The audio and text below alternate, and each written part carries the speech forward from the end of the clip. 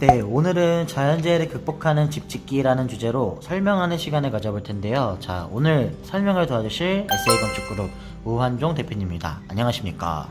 네, 반갑습니다. 우한종입니다. 오늘의 주제는 자연재해, 풍수재해에 강한 주택입니다.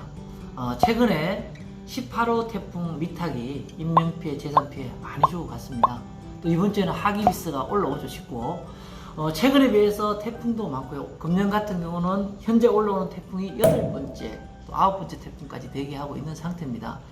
그런데 이런 태풍이 왜 발생했을까 여러분들 한번 고민 좀 해보시면 좋겠어요. 우리 인간은 참 욕망이 끝이 없죠. 그러다 보니까 무분별한 개발을 해서 지구가 태풍, 또 여름에는 폭염, 겨울에는 한파. 우리 최근 보시면 여름에 굉장히 더웠던 해도 있고요. 또 무지 추웠던 해도 있습니다. 미국 같은 경우는 유례없는 토네이도가 계속 올라오고 있고요. 지진이 나도 예전에 비해서 훨씬 더 많이 나고 자주 나고 크게 나게 됩니다.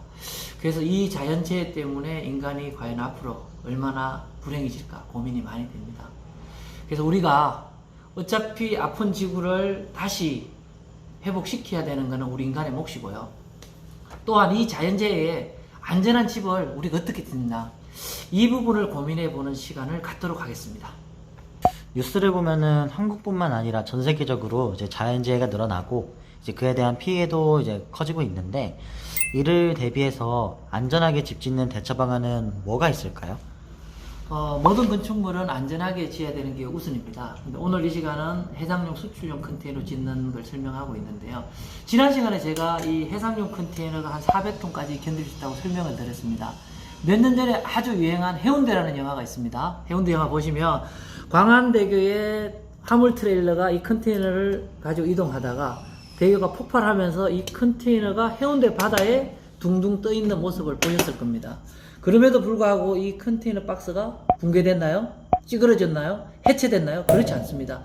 이 구조가 워낙 튼튼하다 보니까 이 원형을 그대로 유지하게 됩니다.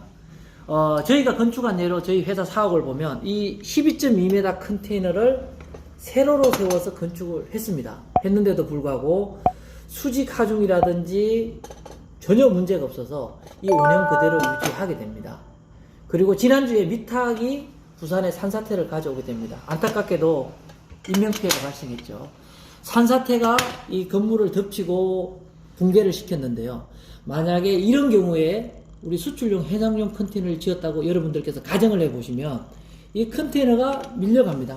밀려가지만 이 건물 안에 있는 인명이나 재산 피해는 현저하게 줄일 수가 있습니다. 그래서 여러분들 이 시간은 아주 급하게 제가 앞으로 이 태풍이나 지진이 왔을 때 안전한 집을 지을 생각을 하시는 분들, 이 수출용 컨테이너 지으면 좀 더 안전할 수 있다고 설명드리겠습니다.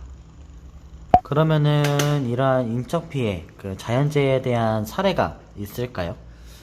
작년에 상도동에 유치원이 기울어져서 결국에 철거한 사례가 있습니다. 예. 보시면 인적 사고죠. 옆에 현장에서 토목공사를 제대로 못해서 건물이 기울어져서 결국에 철거를 하게 됐는데요.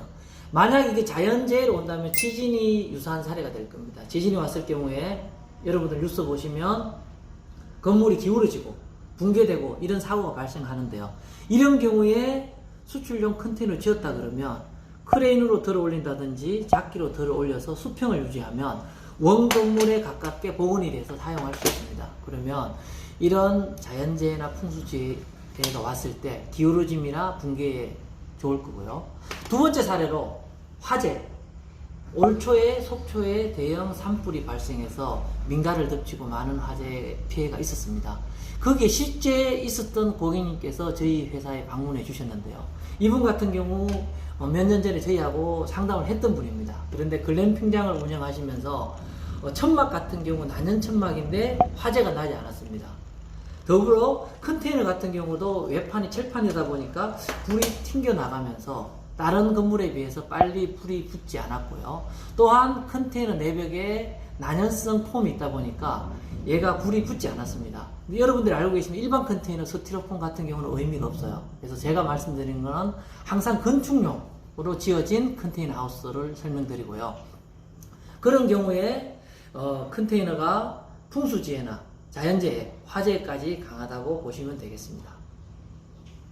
네, 일단 지금까지 설명 잘 들었고요. 자, 끝으로 이제 더 여기서 하고 싶으신 이제 추가적인 설명 듣고 마무리하도록 하겠습니다. 네, 금년에는 유난히 태풍도 많이 오고 있습니다. 그래서 여러분들 대부분 강이나 바다 또 계곡 쪽에 좋은 땅을 가지고 계신 분들께서 멋진 집을 지을 계획을 가지고 계실 겁니다. 근데 집을 지으실 때는 첫째도 안전, 둘째도 안전입니다. 그래서 여러분께서 안전한 집을 먼저 생각하시고요. 안전한 집을 지을 계획을 가지고 계신 분들께서 수출용, 해상용 컨테이너를 건축 자재로 생각해 보시면 감사하겠습니다. 그리고 안전한 집에서 행복하시길 바라겠습니다.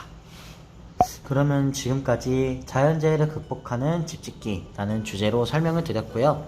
네, 이제 다음에는 이제 컨테이너 하우스 집 짓는 것뿐만 아니라 이제 건축에 대한 설명, 더 다양한 정보들을 가지고 찾아뵙도록 하겠습니다. 네, 지금까지 시청해 주셔서 감사드리고요. 다음 시간에 더 좋은 정보로 찾아뵙겠습니다. 감사합니다.